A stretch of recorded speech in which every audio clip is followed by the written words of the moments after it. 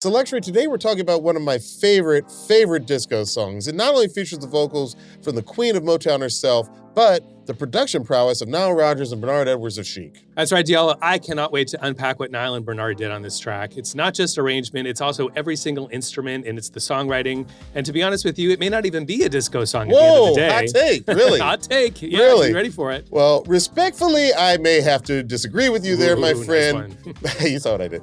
We're talking one song, and that song is Upside Down by Diana Ross. Upside down, boy, you turn me inside out and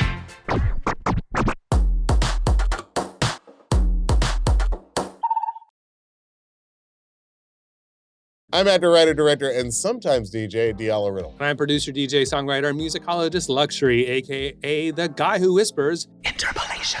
And this is one song. The show where we break down the stems and stories behind iconic songs across genres, telling you why they deserve one more listen. You will hear these songs like you've never heard them before, and you can watch one song on YouTube.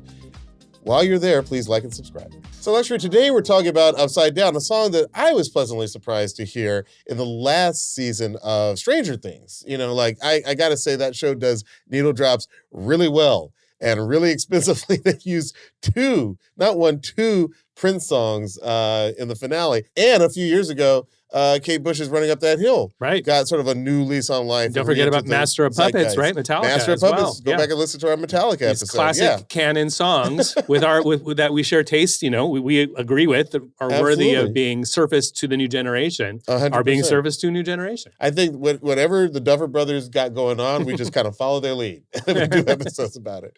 But I will say that I can't help but think that there might be some Gen Z folks out there who their first exposure to Diana Ross was through Stranger Things. That's probably true. Kind of blows my mind. Yeah. So Diallo, when did you first hear Upside Down by Diana Ross? I'm sure I heard the song as a kid. I definitely remember when it got sampled by MC Lyte in the late 90s with Rock the Party. The party that rocks the body. You rock the party that rocks the body. So what's your status? I be the baddest. Be the hit the scene since the case. But I really associate this song with being a DJ in my 20s because it was during that time I really got into Chic. Mm-hmm. Like I fell in love with Chic. I grew to appreciate the musicality of Nile Rodgers and Bernard Edwards. It was just so good. And I bought all their music, like all the albums. I just wanted to follow their entire, legacy of music. Absolutely. And why are we talking about Chic so early? Because this is basically a Chic song with Diana Ross on top. I agree. At the end of the day, all the players and all of the recording and all of the performances and all of the arrangement and songwriting is Nile Rodgers and Bernard Edwards and Tony Thompson from the band Chic. Who I have so many questions about, but we're going to get into that. What about you, Luxury? When was the first time you heard the song? I just remember as a kid hearing it and just being struck by all the Lee rhymes and all kind of the big rhymes? words. Well, it's like instinctively, respectfully.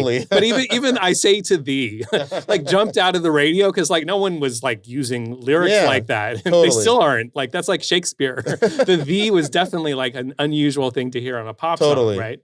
So that harkens back to my youth, as does the disco-ish sounds, I will grant you. We're going to get into the disco or not disco-ness of it.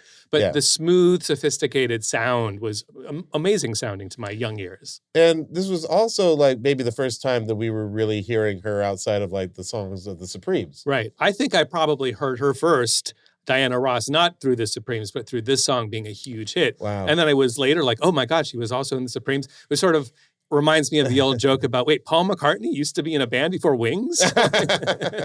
And I think you're a big Chic fan too. Massive Chic fan. Yeah. Absolutely massive. I think the cool thing about this song, it's almost like a super group. It's like Justice working with Tame Impala. It's a perfect analogy. Kevin Parker on top of a Justice song is Diana Ross on top of a Chic song of its era. Totally. We're definitely going to do another Chic, hopefully with Nile Rodgers episode of One Song in the future.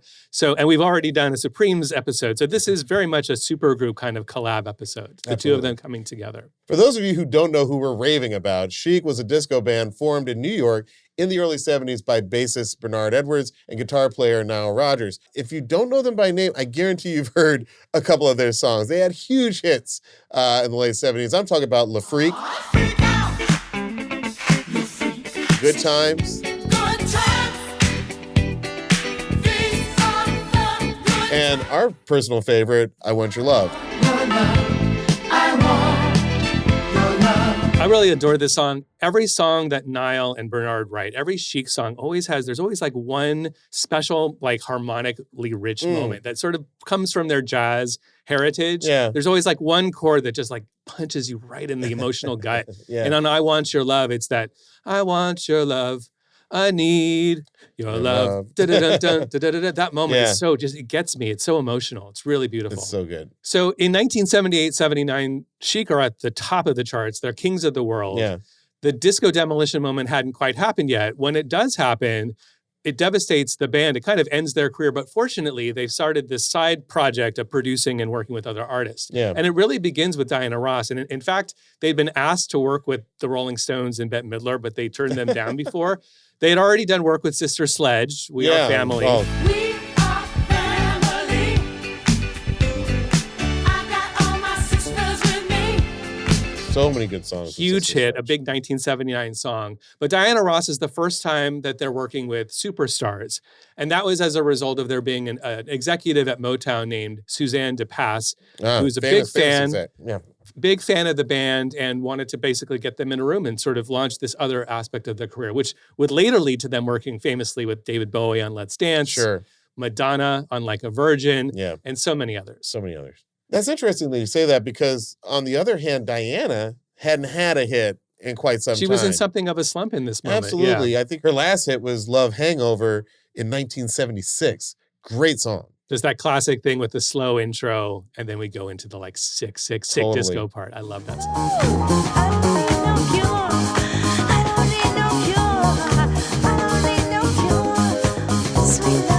Honestly, when we talk disco songs, I always say that in my head, if you say disco and you the song that always pops into my head is the fast part of Love Hangover. Yeah. In fact, I have a theory that Andy Cohen on Watch What Happens, his theme song is supposed to sound like Love Hangover, but it's changed just enough. Oh, really? I hadn't noticed that. See if you agree with my theory. Here's the theme song to Andy Cohen's Watch What Happens. All right, let's listen.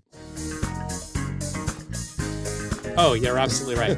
Well, it's simultaneously super generic, but I also, now that you pointed it out, it sounds just like Love Hangover. They wrote Sideways from that. It's a new song. And that's fair. It's not an interpolation or interpolation. It's not one of those. It's not one of those. So when Nile and Bernard started working with Diana, they decided they wanted to interview her before they started writing the songs. Right.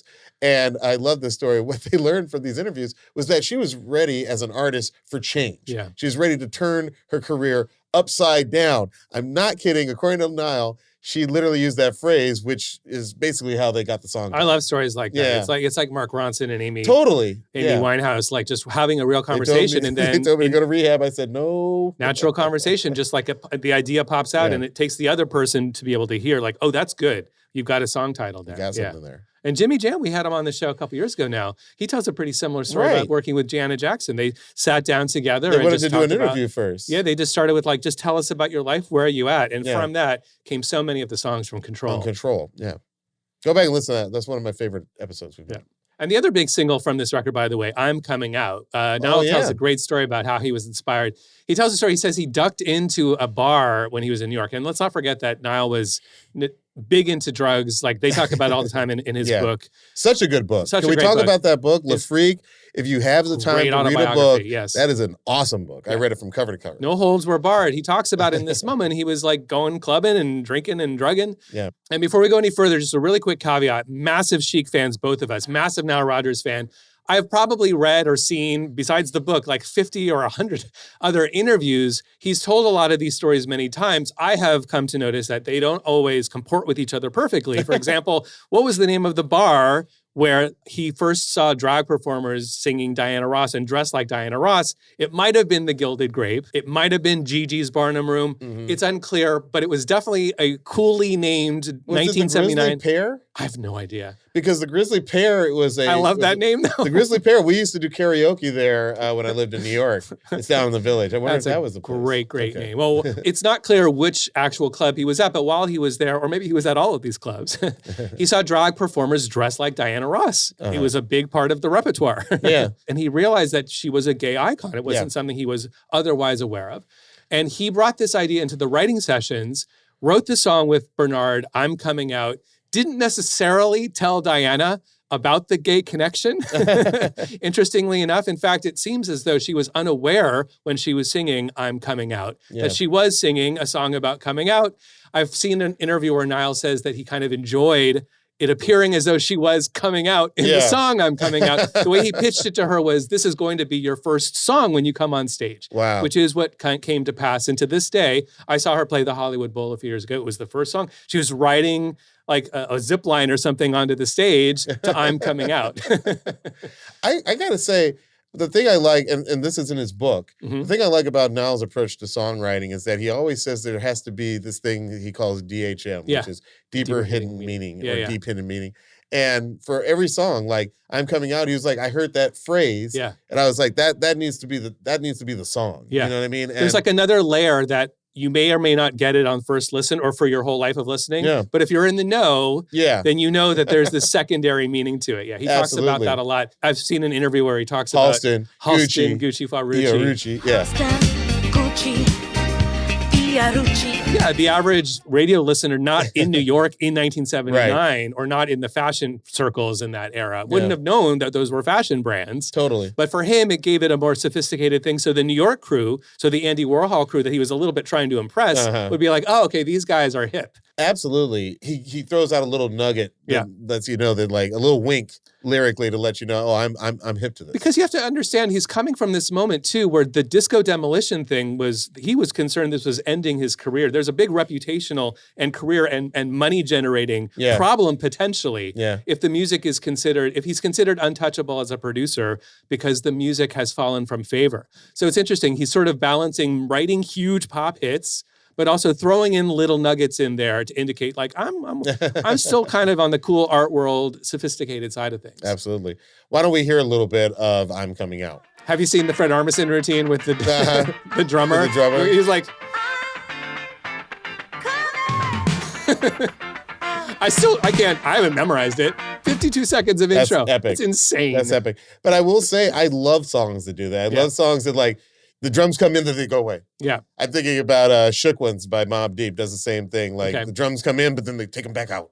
And you're like, oh, what have we gotten ourselves into? And it's perfect for an intro song for an album or showing up on stage that gives that minute of extra tension. So that's kind of risky to do a pop song on the radio, but they did it. It's so dope. It's so dope. Can I say my personal favorite on this album is My Old Piano? Oh, I love that song. I love that song. Sort of like the song we're talking about today, Upside Down. Something weird is going on with the drums. Like the drums don't come in on the 1. They kind of come in, I want to say on the 3. Let's listen and decide where they come in. And this song, too, I find has one for me, it's the haunting sound of this one chord on whichever organ they're playing. I'm not even sure who's playing and who's playing what organ, but there's this one organ chord. Let's listen. With my own piano. But here comes the best part. Okay. Hold on.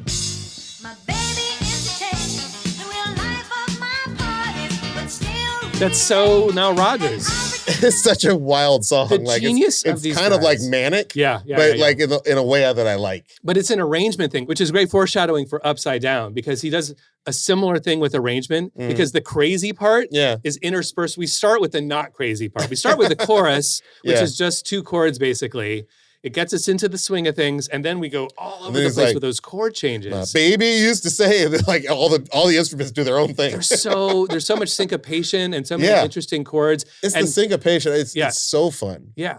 And Bernard Edwards is playing he's playing inversions on the bass, so he's not playing the roots. And they're so satisfying when he's playing like the major third or the minor third instead of the root.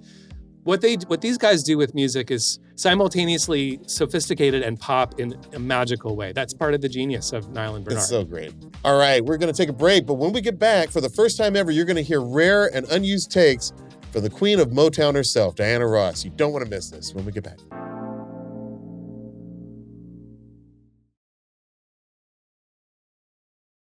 You know, today I was feeling a little rusty. I gotta say. I know the feeling.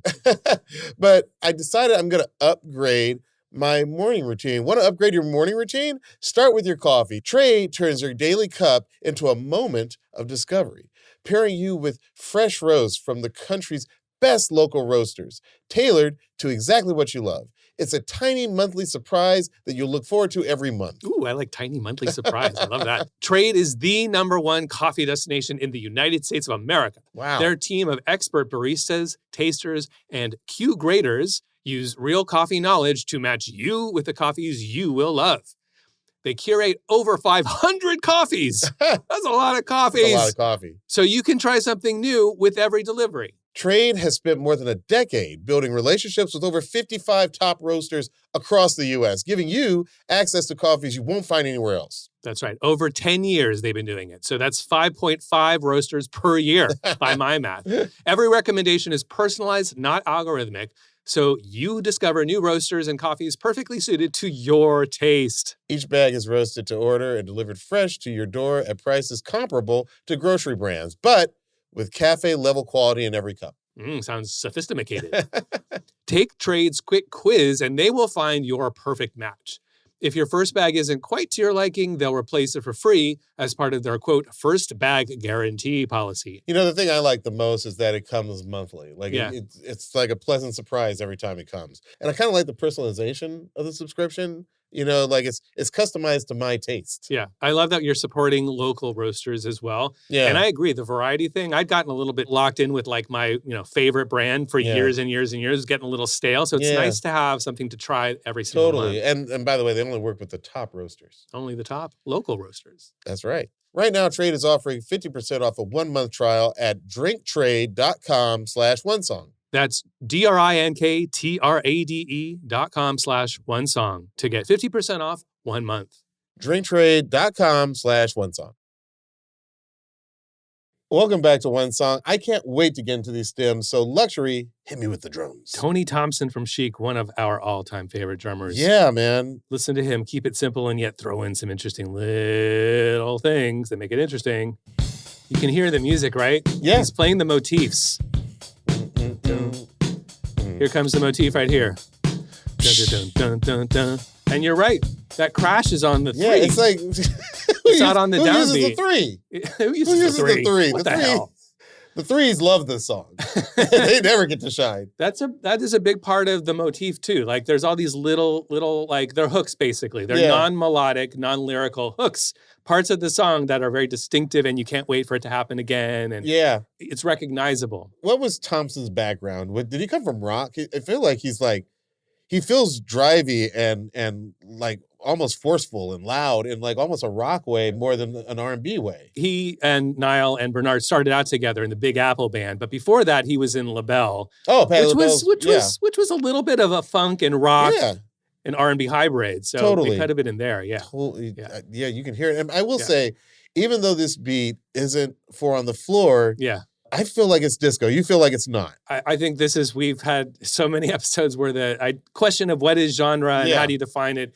To me, what makes this song disco is more contextual than musical. So as we break down the stems, starting with the drums, it's not a 4-to-the-floor drum beat. If you were, first of all, if I said, play a disco drum beat, 99% of drummers would go 4 to the floor, roughly 120 BPM, and they might add open hi-hat. The open hi-hat, That's sort of like a ground zero for what might make it disco. And we've said on this show, like, there have been rock bands that, essentially made, disco songs because of how we hear the drums. Yeah. And this is... That's right. Like an Ozzy Osbourne. Like Ozzy. We did Crazy Train. Yeah.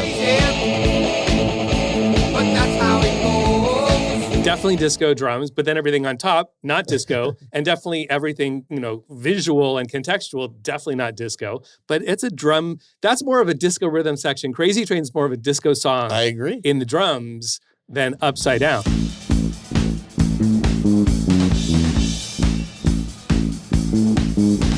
ZZ Top Legs is kind of a disco song. Totally it's disco like, song.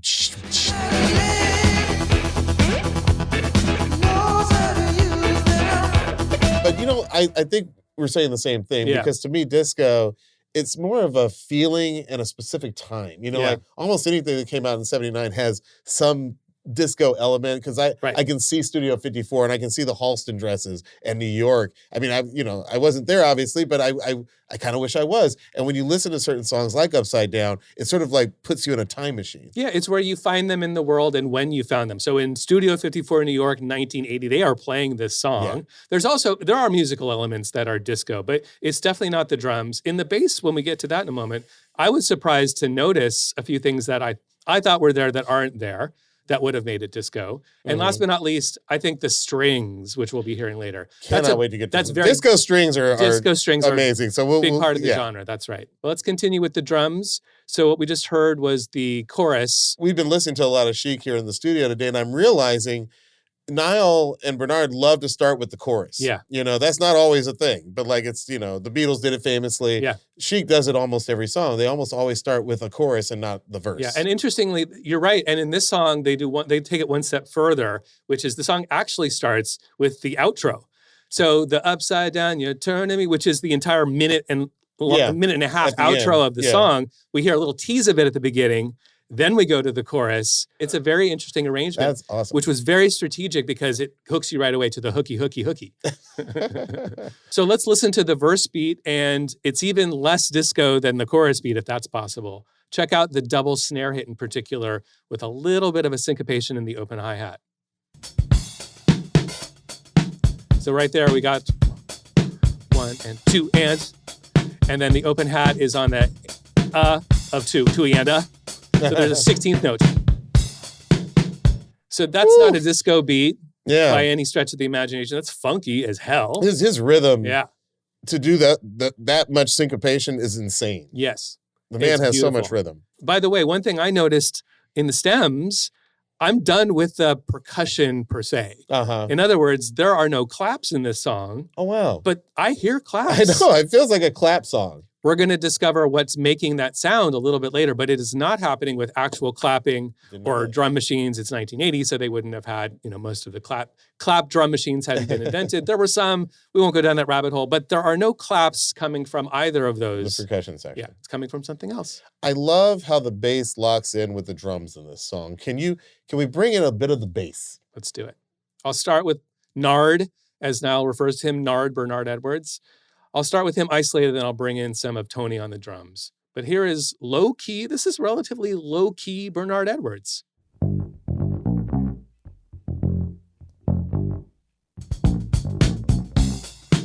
This is the chorus, and this is the funkiest he gets, or the most active, I should say. And then in the verse, it gets even more chill. He's just holding down that root, a little rhythmic. Quarter notes. I like it, This is not the Bernard Edwards that I fell in love with. Let's face it. It's not the everybody dance. Everybody dance. Like 16th notes and like punctuating everything with octaves. Totally. I don't hear a single octave in the song. That's the thing I was alluding to that would have been super disco. You have your octave bass, boom, ga, right? And Bernard does that on a lot of songs.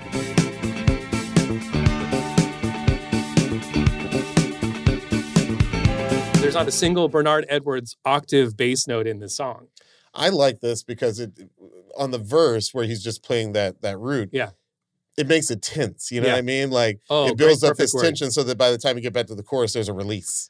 100% agree. Yeah, there's chord changes are only happening in the chorus and the intro outro. The verse is one note, building tension, build, dun, dun, and then we go back to the chords that change every half bar. It's a 4-bar loop, 4-chord loop that goes like that, right? But in the verses, it's just like, what's going to happen? Tense. Yeah. So Bernard, for the most part, is really like maintaining a chill groove. He's not going crazy. Every now and then he throws in something fun like an octave. He throws in an octave as a note, but not as a percussive boom, like a boinga thing. Here is one. That's it. He's just keeping himself interested by substituting the lower root for the higher root in that moment. But we were saying that this is actually the type of playing the bass that he actually enjoyed to do, right? So great time to tell this anecdote that I just learned, which I loved. We alluded to the beginning of Everybody Dance, which is one of our collective favorites.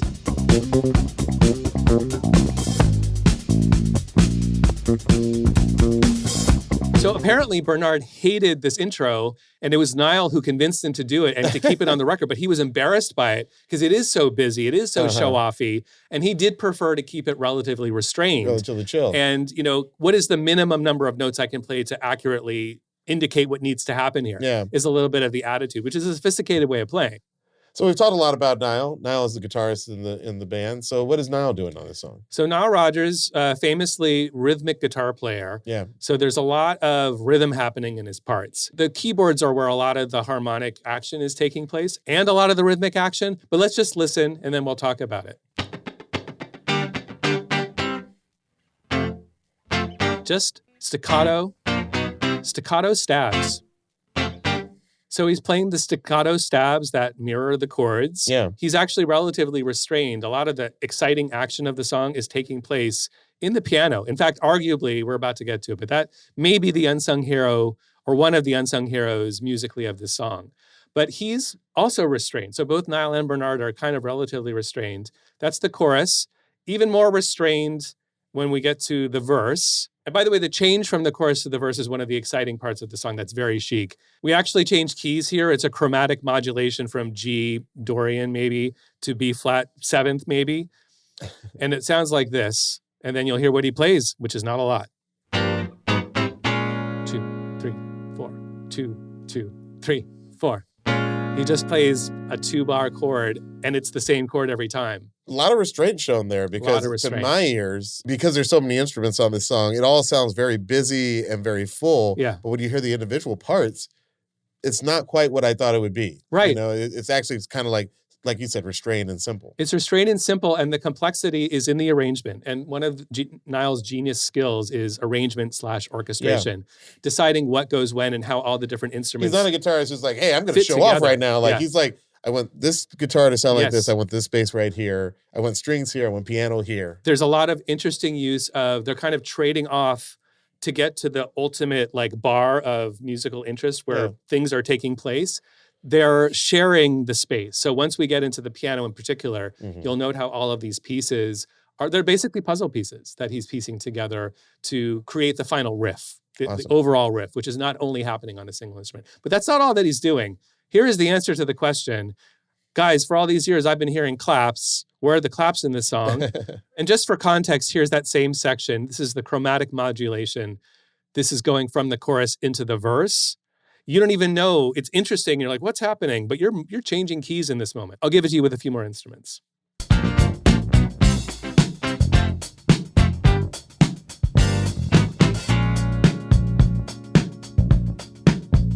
Can I say, to my ears, there's something that sounds odd about the time signature of this song, but I think it's what we were talking about earlier, right? It's the 3. It's like they're coming in on a half bar. Yeah, there's two things. One is that crash happening, dun-dun-dun, crash on the 3. 1, 2, 3, 4. Dun, 2, 3, 4.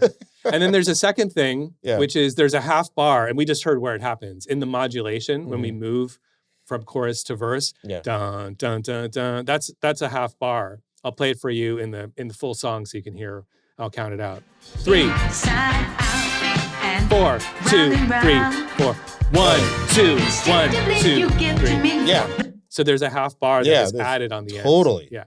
And I will say, as a DJ, that was very confusing. That was like that made the song almost unmixable. Like you can't do internal mixing on that part of the song because it's going to go way off. At least it's not like 5/4 or something super. It's still 4/4 time technically. Yeah. But you do have this half bar that is shocking. Totally. And it goes perfectly with the modulation. So it's a key change. It's a half bar. It's chromatic. You know, dun dun dun dun. It's not a scale. Yeah. So it's all this interesting stuff. And then it goes away, and we're back to pop music again. We leave jazz behind. We leave prog rock behind. That's interesting because I was going to say, we've been talking about, is this a disco song? If it's not disco, what genre is this? Is it pop? Is it funk? I think it's more additive than subtractive. I think it's disco and it's disco plus. So it fits in a disco set. It fits into. So you're with me now. This is a disco song.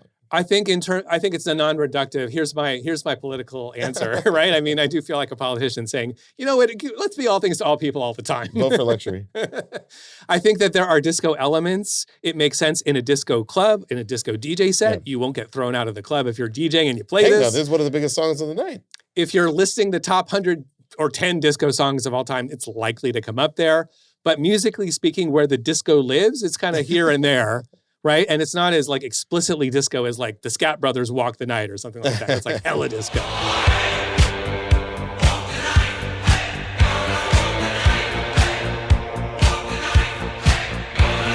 Or the Bee Gees, for that matter. Yeah. And by the way, here's the answer to the mystery from before. We all hear claps in Upside Down by Diana Ross, but there's no claps per se. That clapping sound is coming from Nile Rodgers just chucking on the guitar. Right. And he did 2 passes, one left, one right, so it sounds stereo. I'll play them for you right now. I'll give you some context. And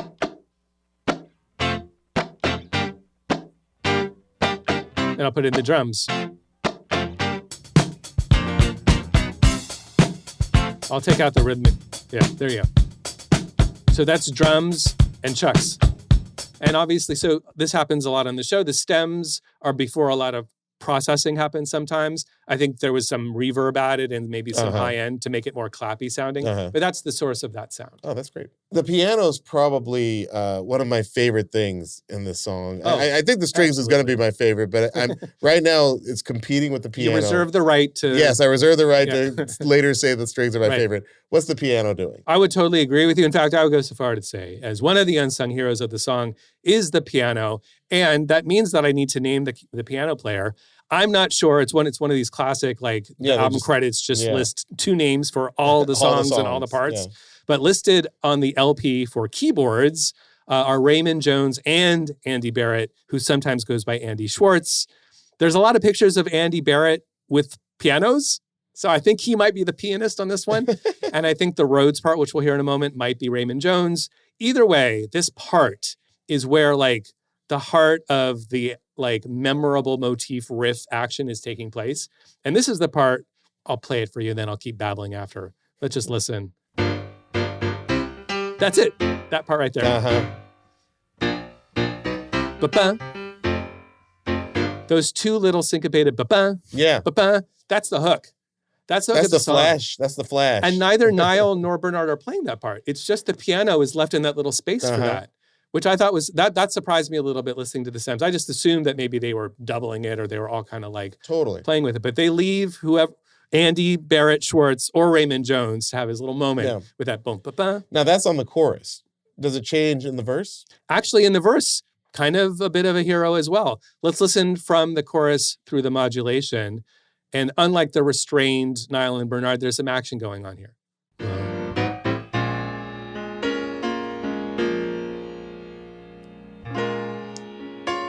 We're getting higher. We're going to go up an octave.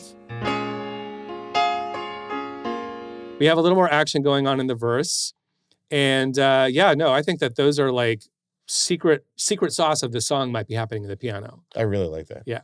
What's the Rhodes doing? The Rhodes is a little more restrained, but there's some little fun stuff in the verse as well. Here it is in the chorus. You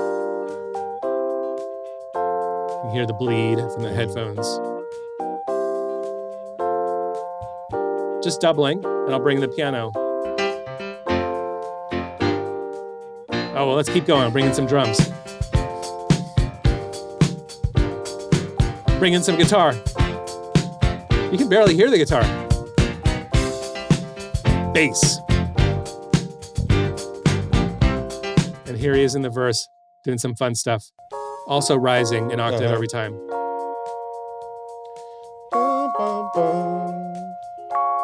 One more time.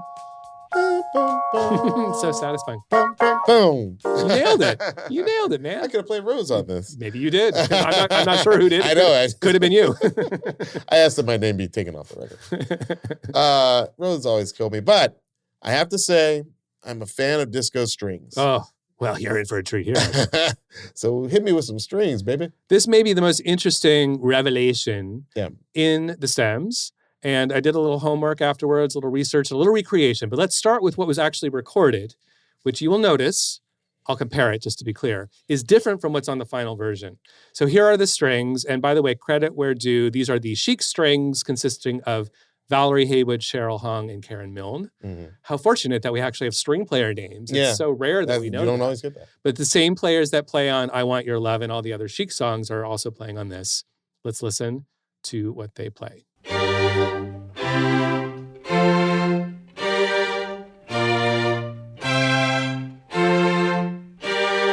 So that's it. It's an 8-chord loop. But now I'm going to play for you that same section, that's the chorus, of the final song. And listen for the strings. It's markedly different.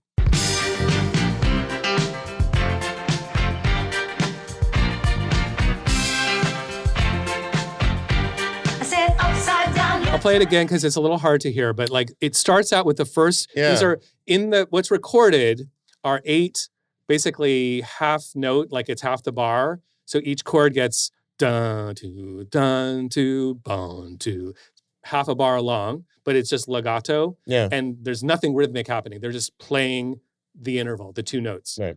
But in the song, we hear the first one like that, and then it disappears, it gets muted, and then little fragments of it are kind of thrown in there, but they seem to be kind of like bouncing a little bit, like a delay. Yeah. I'll play one more time, see if you can listen, and then I'll do a little bit more of a micro adjustment to help you hear it.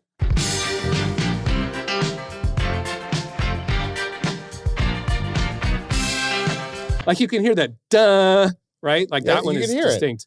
But you know what's funny is I thought the strings were actually going to be doing something that would sound a lot more familiar. Yeah. Just because I'm realizing now, this is really the difference between like a guy who plays the guitar in a rock band and a guy who has producer dreams, because he has layered this in so many ways that like now I'm hearing what the pianos do, what the Rhodes do, it all kind of comes together. Yeah.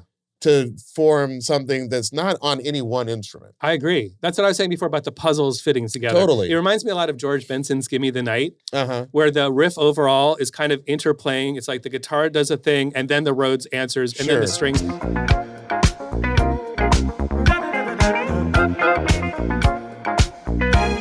So across every bar or 2 bars, whatever duration of that riff, you're actually hearing 5 different sounds that piece together what in your mind is just give me the night, da da da da da da. Yeah. It's actually like an interplay, a dynamic interplay between the instruments. And you're totally right. Same thing is happening here. That piano does that one note, and then the Rhodes does the thing, and then the strings does the thing, and all together, it's the riff. It's the overall hook. It's a classic example of something being more than the sum of its parts. Yes. Because when they come together, it just sounds amazing. And it's arrangement/orchestration genius. Totally. Yeah. There's something going on with those strings, right? Like, I feel like there might be an effect or something. What's happening there? Yeah, so I did some digging, and I think that there's 2 unsung heroes happening in just the strings alone. One of them might be Bob Clearmountain, engineer, and the other one might be the phenomenon of delay devices in the studio. So in this moment, Nile Rodgers, one of the great guitar players of all time, gives full credit to Bob Clearmountain for introducing him to some delay techniques. And he says that on Everybody Dance was one of the first times he learned he could do 2 things. So on Everybody Dance, there's a clav solo that's very rhythmic. Yeah. But actually the clav player was just playing whole notes, and it didn't sound very funky. So Bob Clearmountain, who's a tech guy, was like, you know what you can do? You can play guitar, and I can key that. I can sidechain it, basically. So whatever you play, you'll only hear that in the clav. Mm-hmm. Literally what you're hearing in Everybody Dance.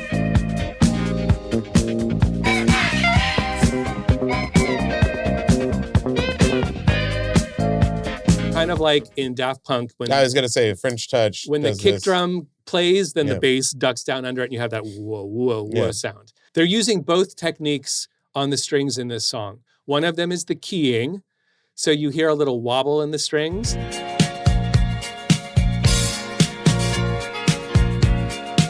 When you hear that, it means that Nile was playing the rhythm he wanted those legato strings to go. So he's playing something rhythmically. You don't hear the guitar, you just hear what the rhythm does applied to the strings. The second thing he does, and then this becomes a big Nile Rodgers, Bob Clearmountain thing, is actually using delay. And I'll show you what that means because it's much easier to hear it than it is to explain it. So I'm going to play for you one more time what the strings were recorded to sound like. Here is what was not muted. So the step 1 is you mute everything but this. Muting. Right? Yeah. So first step was to mute the parts that you didn't hear, but the second step is to add delay. And now I'll show you what that does. Right here.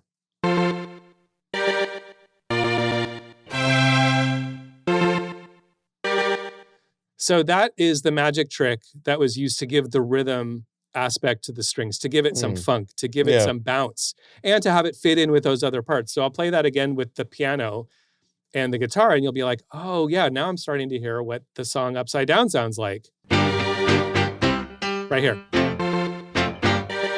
Right? It fits it right in that little gap.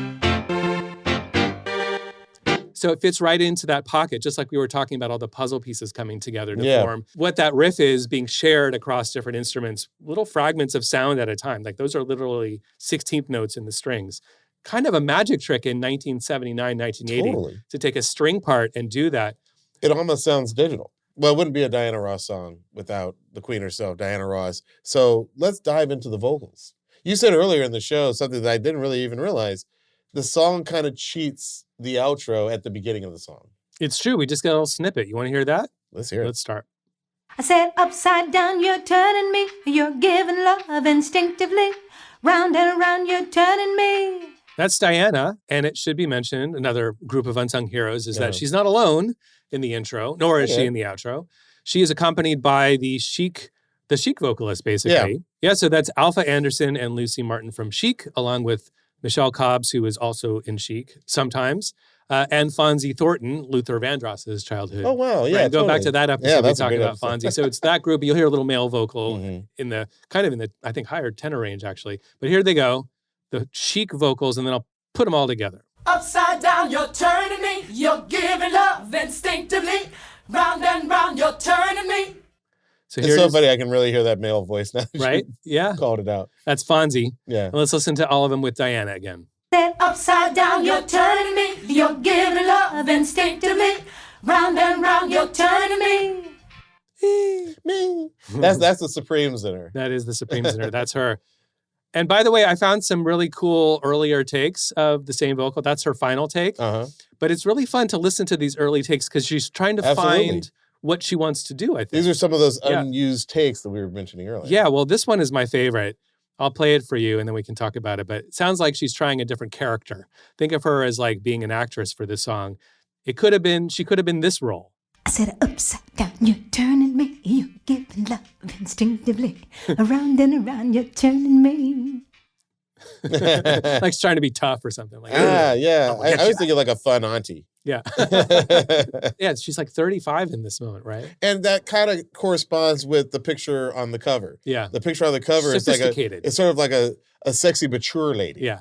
As opposed to like, like in the Supremes, it's like all this, sort of like diamond dresses and stuff like that. But in this one, she's like just got on a white t-shirt and some jeans. Right. And in Motown and the Supremes, it was meant to be like the youth for the youth. It's like the youth of today, the youthful sounds of today or something. Wasn't that the Motown motto? The Motown motto. And she's moving away from that and trying to be tough. That's what I hear. By the way, it should be noted, we mentioned all those Chic vocalists. Diana asked for them to give her a guide track. So she ended up singing Upside Down to the Chic vocalists who are the background singers. They did the whole song so she could kind of bounce off something. And that was unusual for her, apparently. Yeah. I really like the sound of those background vocalists because I actually read somewhere where Fonzie, our friend Fonzie, was saying that what they gave to Diana was that staccatoed way of singing, like that punctuated. Down. Yeah, like totally. And it kind of goes with the chucking that Nile is doing on the guitar.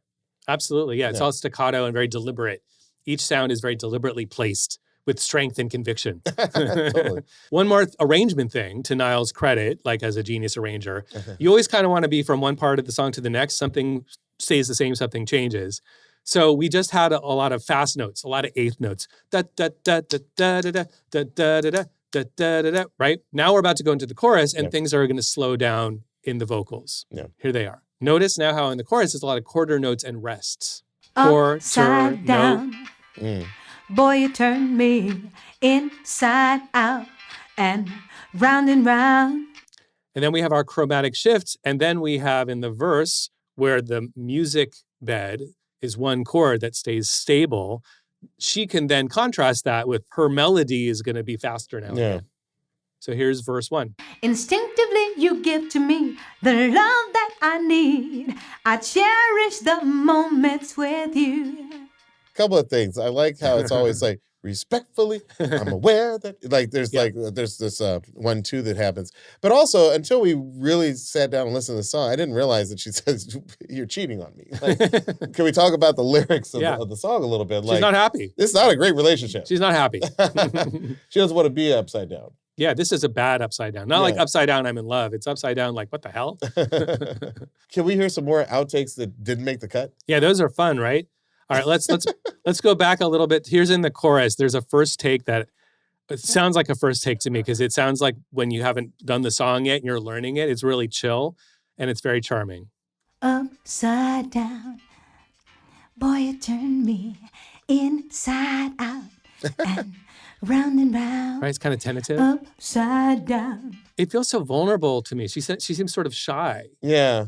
It's sort of how I feel when I hear that.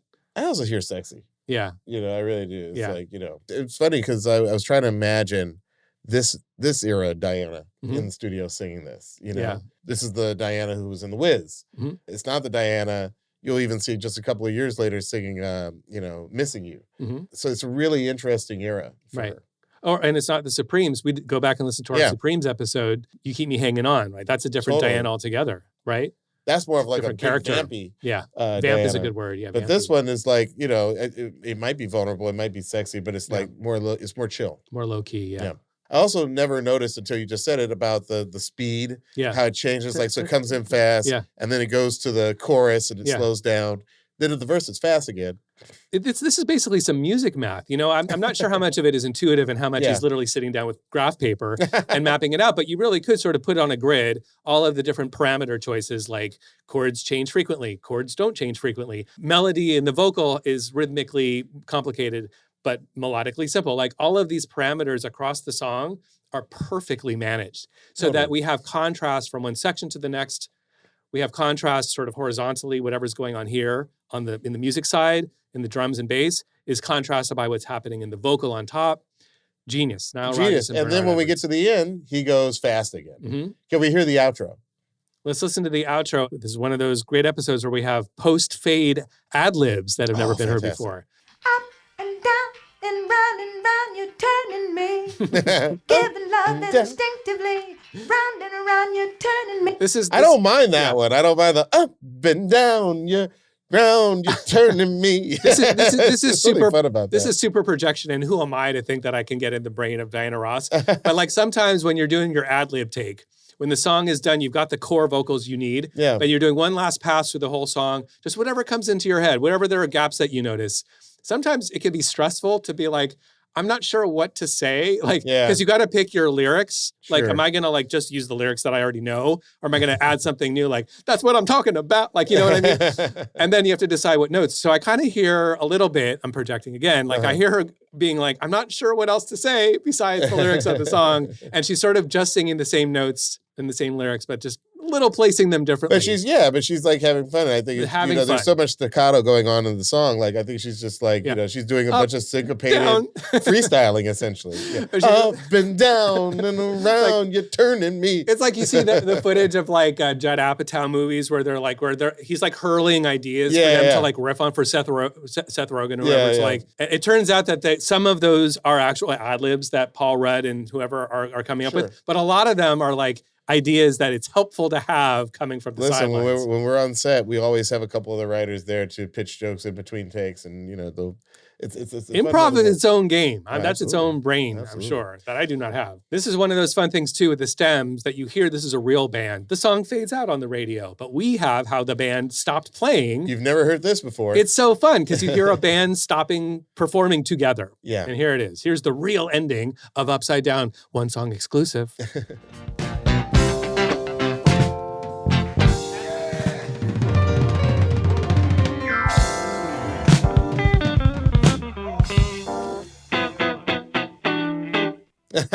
It's so fun. That is so fun. Real. That's a band of musicians. I think that's playing. a sample waiting to happen. That little guitar thing he did at the very end. You like that? I mean, these are guys that have been playing together at this point for maybe a decade, close to a decade. Years, yeah. Tony Thompson, Bernard Edwards, Nile Rodgers, just having fun in the studio. And it's so good. Yeah. So we have to mention that the version of the song that everyone knows isn't actually Nile Rodgers and Bernard Edwards' original mix. Motown thought their mix pushed Diana's vocals too far back, so the label stepped in and remixed it. And Nile has been very open about the fact he was devastated when he heard the Motown version because he felt it didn't reflect their artistic intention. I'll be honest, I've listened to these a couple of years back. I couldn't really hear that much of a difference. The differences are really subtle. Yeah. Let's play some back to back and see if we can spot it. Let's do that. And you're absolutely right. Nile was not happy. Nile and Bernard were not happy. The way I've heard him talk about it, there were lawsuits, there were threats to take his name off the record because he was so unhappy with it. Do an Alan Smithy kind of version of Diana. Alan Smithy, Alan Smithy being the name that directors use when they don't want their name on the movie that they directed because the studio unhappy with when they don't have final cut. Exactly. All right, well, here's a section that I think reflects some of the changes. Here is the final mix, and then I'll play the Chic version afterwards. Upside down, boy, you turn me inside out and round. So here's that same section, and this is the rejected Chic mix by Nile and Bernard. Upside down, boy, you turn me. And I'll just some things to listen for. I still don't hear the difference, and I'm looking for it. I'll tell you some things to listen for that I hear. There's more bass. Okay. There's less guitar, interestingly. There's more strings. And this next thing you'll notice in a different section even more, but there's a lot more reverb on Diana's vocals. Okay. So they're a little more buried in the sounding. Chic version. Which is important because what Diana wanted, she felt that the instrumentation was drowning her out and it wasn't clear enough. Her vocal wasn't clear enough. In part, that could be a mix volume thing, but I also think when you add reverb to a vocal, it tends to drown it out a little bit. I was going to say, the one thing that I thought that I noticed was that the vocals sound a little different. Yeah, that is what I'm hearing. To my ears, I'm hearing more reverb on the vocals, more bass, less guitar, more strings. Let's listen again. Here's the final version, a little brighter, less bass, more guitar, less strings. Upside down, boy, you turn me. Not no reverb on the vocal, but less. No, but less, yeah. And here's the Chic version of that same part. Upside down, boy, you turn me. It's so subtle. It's subtle, so but you subtle. know what? Now that I'm listening for it, right? It's almost like Motown wanted Diana to sing, "Hey guys, isn't disco a fun genre?" Like that's what I'm getting from those vocals now. For sure. And on the Chic version, it's like Diana's actually singing a disco song. It's interesting though, because one of the changes that I notice is that the guitar is actually louder in the non-Nile Rodgers version. Yeah. Like he had his guitar lower in the mix. I'm telling you, he's not, for a long time, like, you didn't even know what Chic looked like. They wouldn't, they were like Roxy That's music. true. They would kind of go out their way to like. That's right, be background players, yeah. I'll give you one more section to listen for where I hear the guitar a lot louder. Inside out and round. And then that same section, this is Nile's version. Inside out and round. It's super subtle, but Nile was very unhappy. I like the idea of the record label feeling like, this mix is going to tank her career. Yeah, they were worried. Like, they changed like a 5 to a 6. Yeah. This stuff mattered obviously a lot to them. I think it was Bob Clearmountain who may have done the original mix. Russ Tarana was brought in. He was Motown's original engineer from the 60s. So Diana had worked with him in the Supremes. The two of them sat over the tapes, and she gets a co-production credit, co-mixing credit. And, ultimately the final mix is the Russ Tarana and Diana Ross mix. Yeah, Nile said, quote, "We didn't want the public to assume that these were our mixes." That's why he had their names taken off. The basic problem was that we had two different concepts of what her voice should sound like. So it sounds like the voice was kind of the key area of difference between the different mixes. Yeah. So it's very subtle. Like I said, more reverb in one than the other, but to the average listener, I gotta say, I don't know that the public would have noticed. I think you're right, yeah. All right, Luxury, so now that we've heard this song, tell us how the splits break down. This song was 100% written by Nile Rodgers and Bernard Edwards, who split it 50-50 between the two of them. Yeah, I'd love to hear a good 50-50 story. Yeah. All right, Diallo, what is the legacy of Upside Down by Diana Ross? I don't think it can be overstated enough that this song really revitalized her career. The global success of Upside Down really introduced her to a whole new audience and era as she continued to make music throughout the 80s. That's right. Diana entered the 80s less a fading 60s phenomenon and more just a new star in a way to a new generation. Totally. And Michael Jackson and her had this great collab, which is one of my favorite unsung Diana Ross songs. Do you know the song Muscles? Such a weird song. It's such a weird song. It's a crazy song. It's a Michael Jackson production and co-write. Yeah. Or I think he wrote it fully, I should say. I think he did. Yeah. And the video is unhinged. Can we play a little snippet? How are they doing that? That's Michael.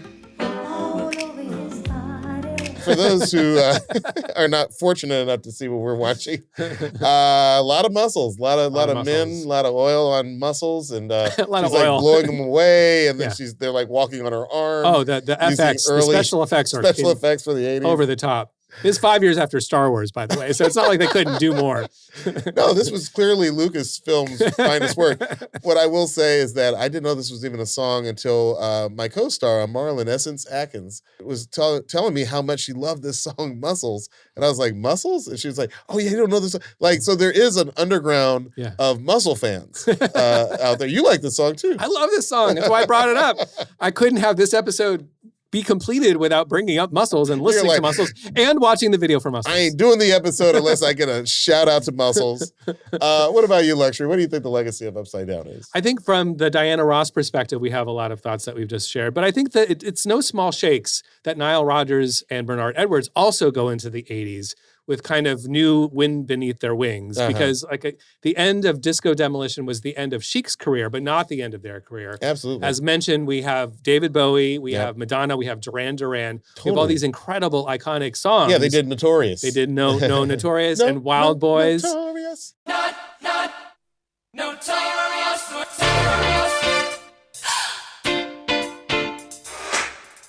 And to this day, Nile Rodgers is out there 40 years later, his career going strong. Yeah, he was on, the Daft Punk song from That's right, he's on Get 2014. Lucky, let's not forget. Exactly. And Bernard went on to produce for Air Supply and Rod Stewart and Jody Watley. Ooh, let's not forget Power Station, one of my favorite productions. I love that record. Bernard, such a gifted, talented individual. Unfortunately, he struggled with addiction pretty much his entire career. He died way too soon. Diana, still around, she's 81. She just performed this song for New Year's Eve because this song has had a whole new, it's actually back on the charts. Yeah. So I guess this is just going to be another decade where Diana continues to entertain us. Okay, Luxury, it's time for one more song. It's the segment where we share a deep cut or a hidden gem with you, the One Song Nation, and with each other. You go first. All right. Well, for my KCRW show, I'm doing post-punk, and I am going down some wonderful rabbit holes. As much as I thought I knew a lot about genre X and the main practitioners, I'm always finding something new. This week is no exception. My new discovery of the week is an old band from the 80s. This is a German band called Ex Mal Deutschland. The song is Polar Licht. It does everything I love.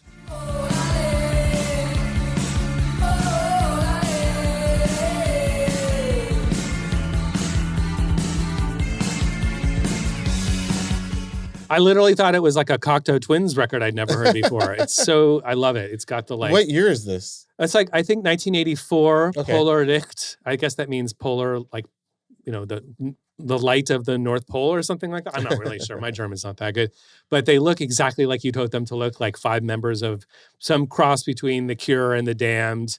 And it's 4 women and 1 man, and Ex Mal Deutschland is the name of the band. X with an X. I love that. What about you, Diallo? What is your one more song this week? My one more song comes from our listeners, actually, because I've had a couple of people ask me if we're going to cover a song called Deeper Shade of Soul by Urban Dance Squad. I think it's such a funny song because for so long I've tried to think to myself, like, what is this? Is this skateboard rap? Is this, what is the genre of the song? Let's listen to it real quick.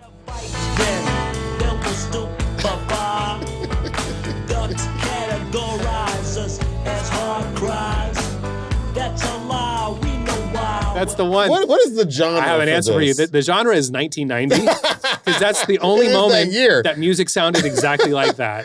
I will say, it's easy to laugh at a song like this because it's so like, I don't know, it's like weirdly 90s earnest. Yeah, it's so earnest. But the hip hop and the pop music. Hip hop. I think they're white dudes. There's a black guy. There's like a black guy. Are they Dutch though? I think they're are they not Dutch? Yeah, they're Dutch. That explains so much. Yes, it does. By the way, the Things name are Urban slightly- Dance Squad. right. That sounds like a faith-based dance troupe. There's a translation thing happening here. They're singing in English, but they're Dutch. Yeah. So it does that sort of like, it's a little bit of the Austin Powers, thing where Yeah. like the Dutch stuff is English, but a little bit different from, I don't want to say off. I'm trying to avoid saying off. But it's a little no, off. it's fair. I mean, I have some thoughts on it because by 1989, when the song comes out, we now are deeper. We are deeply, Deeper we are shade soul. deeper. We are deeply into the decade, and Yeah. we've had enough time for hip hop and electronic music to both simultaneously start using samples, like in Right. different ways. On the New Order and Depeche Mode side, and on the Frankie Goes to Hollywood side, we have these new tools. We're using samples. And the hybrids are starting to be fast and furious. Totally. Where now the electronic or the pop side of it is adding back a layer of hip hop with the rapping, if you can call it that, on this song, and the use of the sample is kind of marrying both worlds, I would say, which happened in this moment where we have like electronic folding in some of the hip hop that had been happening Right. I mean, it's kind of funny because awkwardly. this group is Dutch, and I thought they were from California based on the music video. But I do feel like there was a genre in the 90s, and we covered one of these songs on Do You Like Grooves in the Heart. It's Yeah. like, it is that collage of a bunch of samples. Yeah. And there's usually like hip hop, like, Q-Tip raps on, Grooves in the Heart. Yeah. This guy's got a rap. It also reminds me of like, there's a song called Standing Outside a Broken Phone Booth with Money in My Hand by Primitive Radio Gods, which is another one of these. It's the one, I've been downhearted, baby. Mhm. Like, even woke up this morning, got myself a gun. Like there was just a type of non-hip hop sample-based music. This is what I'm talking about. It's like coming from more of a band or electronic side, but they're integrating new technologies and hip-hop. capabilities and And the sounds sampling that are definitely being pioneered in hip in hop. hip hop. Yeah. But it's not, the result is not hip hop. It's Even if there's rapping on top, that's not, it's I not wish really a there hip hop was song. a name for it. It's not electronic either. I wish there was a name It's for this specific 1989, 1990. 1990. That was the moment like this that is all genre happening. And by the way, since I've known this song forever, but there wasn't Who Sampled back in the day, I literally have this on vinyl. I get to now go on Who Sampled and find that this is the source. It's A Deeper Shade of Soul by Ray Barretto from 1968. Oh, it's kind of Latin salsa-y.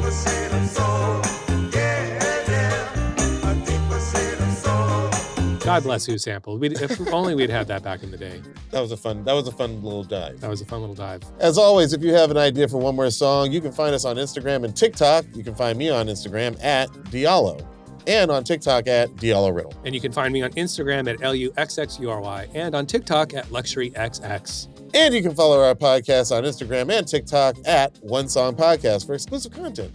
You can also watch full episodes of One Song on YouTube. Just search for One Song Podcast. We'd love it if you'd like and subscribe.